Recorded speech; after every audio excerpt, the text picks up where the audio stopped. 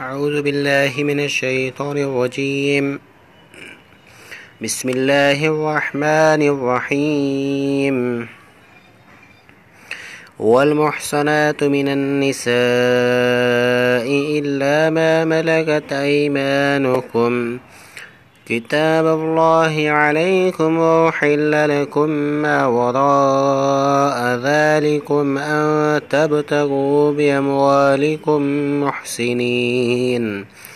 بأموالكم محسنين غير مسافحين، فما استمتعتم به منهن فآتوهن أجورهن فريضة، ولا جناح عليكم فيما تراضيتم به من بعد الفريضة، إن الله كان عليما حكيما.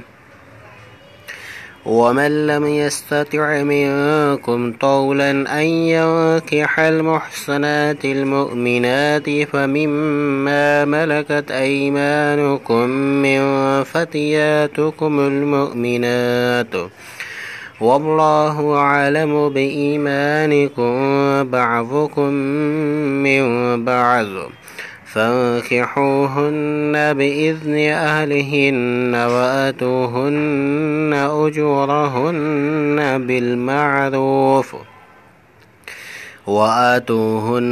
أجورهن بالمعروف محصنات غير مسافحات ولا متخذات أخدان، فإذا أحصن فإن أتين بفاحشة فعليهن نصف ما على المحصنات من العذاب، ذلك لمن خشي العنة منكم، وأن تصبروا خير لكم، والله غفور رحيم. يريد الله ليبين لكم ويهديكم سنن الذين من قبلكم ويتوب عليكم، والله عليم حكيم. والله يريد أن يتوب عليكم